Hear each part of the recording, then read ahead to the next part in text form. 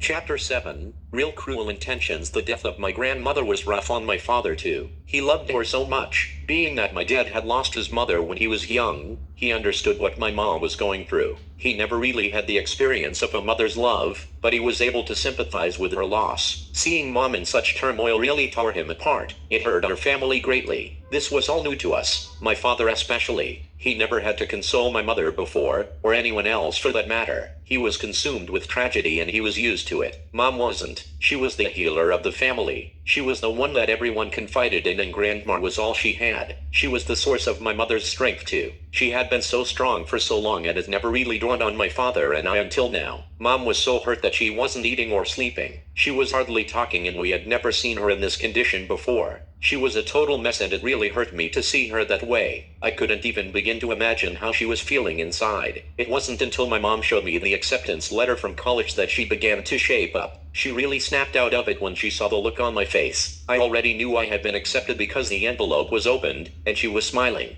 It didn't matter to me though. My mother smiled right then and there. The acceptance wasn't even what I was happy about. It was the smile on my mother's face that made everything we had been through worth it. At that moment, I hadn't seen my mother's teeth for quite some time. I really can't recall how long it had been. Time seemed to blend during the lockdowns and mom had been trying to keep herself busier than usual. In order to refrain from thinking about her mother, she needed a constant distraction. She started listening to music I've never heard before and she trained more frequently. She didn't even let me nor my father accompany her to the dojo for a while. We knew why that was, so we let her have her space. About 2 weeks later the dojo was forced to close its doors. We were still allowed to go inside ourselves, but we couldn't take in any students. They warned us a few times and said that we could suffer a fine of up to $5,000 if we did. That's when my mom decided to take her remaining students to the park. She figured she could teach her classes outside. They trained there for a little while, but that eventually came to an end as well. They were told they couldn't be in groups, and they had to remain separated even though the classes were being set outdoors. It wasn't long after the classes were moved outside that my mother began to lose most of her students. It wasn't because of the virus or the closing of the dojo either. A lot of her students had become afraid of her due to the statements made by the mayor. When he and his followers addressed the public, they had stated that the deadly virus had originated in China, and those words alone were enough to put targets on the backs of every Asian American in the country. When my mother called her students to let them know what was going on, most were understanding.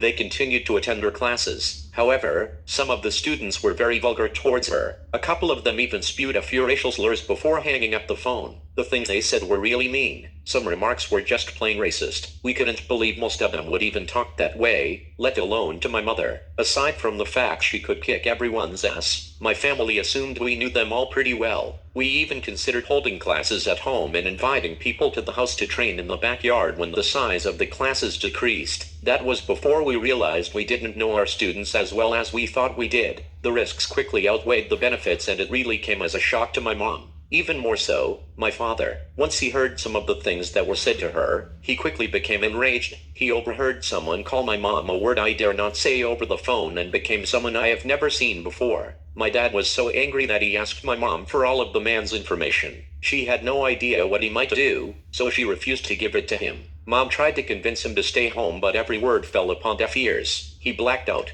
Everything went in one ear and out the other as he exited the house. Dad was a man of honor. He didn't tolerate any form of disrespect, especially towards his family. He wasn't having it. When my mom wouldn't give up her students' information, Dad checked the caller ID. He got the name of whoever was last on the phone and then raced over to the dojo. He went inside the office, got the information from her file cabinet and headed over towards his residence. I wasn't there to see what happened. I heard my father explaining himself when the police dropped him off at the house. I saw them pull up through the window and I climbed out onto the roof above the doorway. There I was able to hear most of their conversation. It sounded like it didn't look like anyone was home at first. All of the lights were off and my dad tried to ring the doorbell. Dad didn't wait long before he began to aggressively knock on the door. Still, no one answered. He started banging on it and kept banging on the door with the side of his hands. The more he pounded at the door, the more mad he became before he started to punch it. He then hit the door, bare knuckle until his hands began to bleed. The police said he left stains of blood in the cracks on the door that were made by him punching it repeatedly. They said that the man was home but he was in fear for his life. He hid on the other side of the door while he called the cops on my dad for harassment. Luckily for my father, they were limiting their arrests due to the pandemic. They also knew my father was a policeman and they let him off with a warning. Not before they towed away my mother's vehicle and put my father in the back of the squad car, in order to make it look like he was taken into custody. The rest of the information I got from my parents discussing the incident at the kitchen table. Dad got pretty graphic while my mom wrapped up his hands with gauze. She was so mad at him that she hardly spoke. She let him vent and get everything off of his chest, even though she was more furious than my father was about the whole situation. Aside from the gashes on his knuckles, Dad was still wounded deeply. He felt like things weren't handled properly. He got even more angry when he heard me listening in on their conversation. He ordered me to my room and he shook the entire house. I never heard him yell so loud. I tried to talk my way into the kitchen but both of my parents refused to tell me what was going on.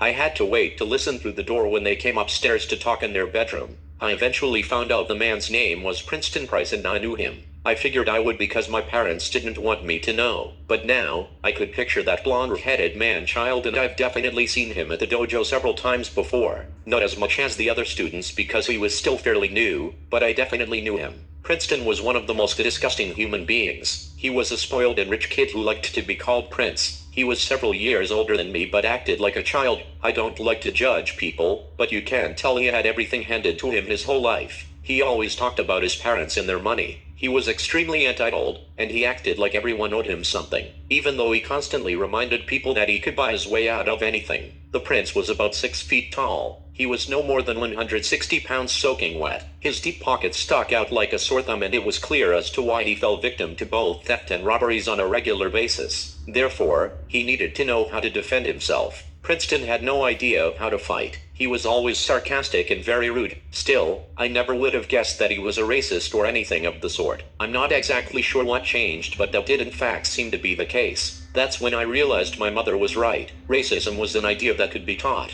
I didn't know people could be so ugly, so cruel. How could they be manipulated so easily, including myself? I really thought racism was a thing of the past. I haven't had another incident relating to racism since I changed schools, and that was over 5 years ago. I really haven't thought about it at all since then. To no surprise, everything had gotten even worse a couple weeks later. An unarmed African American was killed in the middle of the streets during an arrest. They ran the footage around the clock with the graphic nature of the video sure to get the vast majority of the public riled up. Police brutality had been an ongoing issue for quite some time and hate crimes were already skyrocketing. Dad was sure that things were going to escalate quickly as long as they kept playing the confusion around the clock. When my friends and I heard the news, we wanted to take to the streets along with everyone else. We saw what was happening and there wasn't much else going. The protests were beginning right down the block and we felt like we could help make a difference. If it wasn't for my dad's awareness and knowledge of the situation, those fundamental tactics of manipulation may have worked on me. Regardless of what I thought, my father sat me down and made it clear that things will only get worse if I listen to what's on the TV. Being that it was an election year, Dad pushed me to remember everything he had taught me. He told me to watch and listen closely to what's said and done because their actions will always speak louder than words. It is called programming for a reason, said my father, with that cold but serious look on his face. I'll never forget those words because I couldn't help but laugh thinking of how much that made sense to me. Television.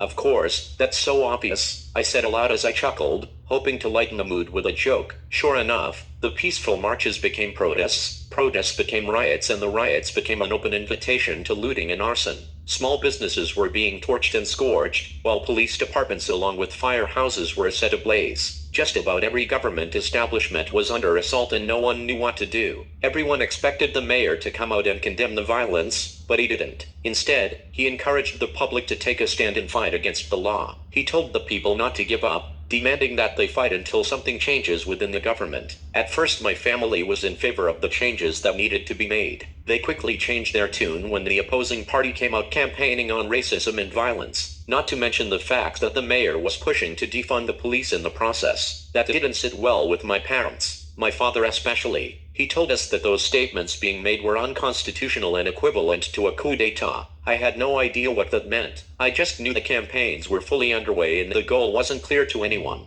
It was quite obvious that the plan to counter crime with less arrests and less punishment would quickly prove to be counterproductive. That wasn't the answer, but they had already set the narrative in motion and they weren't backing down. They couldn't. Shortly after, prisoners were released from the jails and police officers began dropping like flies. They were being fired from the force, if not called to a scene and fired upon. They were literally called to a disturbance, then ambushed and executed. Some were simply murdered in cold blood. Meanwhile, other officers were terminated from work due to defunding their departments. The rest simply lost their jobs due to excessive lawsuits sustained from making arrests and doing their jobs. Some terminations even resulted in suicides. Regardless, things had taken a turn for the worse, just as my father predicted. Everyone was in danger, especially my family given our background. Crime was at an all-time high and it didn't show any signs of slowing down. My father was still employed, but he didn't like what was happening in his precinct either. A lot of his colleagues didn't share the same views as him and he started getting weird vibes. He tried to distance himself from them, but his department was slowly depleting anyway. Dad said he could feel it growing more and more divided by the day. He was well aware that these views were being force-fed to the public and could only result in one outcome, whether it be by the media or other unknown sources. Based on the response that the Asian community had received after being accused of spreading the virus, the same would be expected once they targeted any other ethnic group.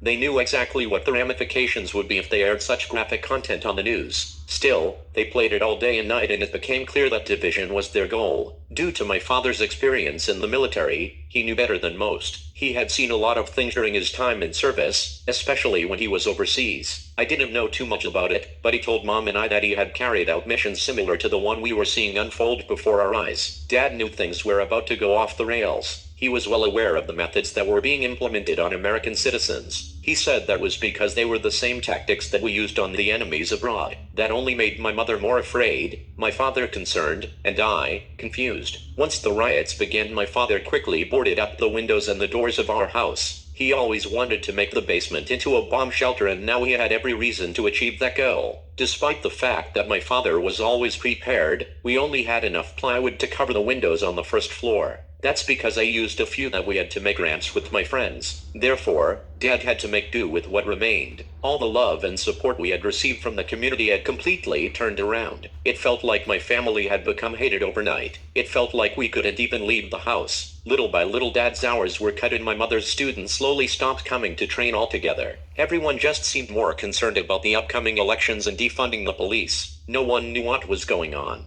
Schools were shutting down, the military was defamed, police were fired if not worse. Not to mention the fact that my family's dojo was shut down too. I couldn't go to school, I couldn't become a police officer, or work at the dojo, even if I wanted to. It was as if every option I had to fall back on after high school had been stripped away. I thought about going into the armed forces, but due to the dramatic changes that continued to ripple through the country, that was no longer an option either. They suggested I stray away from the Marines or any branch of the military until we knew exactly who we were fighting. This really threw both of my parents for a loop. After everything that had happened, Mom no longer believed that school would be the best option and my father agreed. They had become just as unsure about my future as I was, and we couldn't do anything other than wait for more information.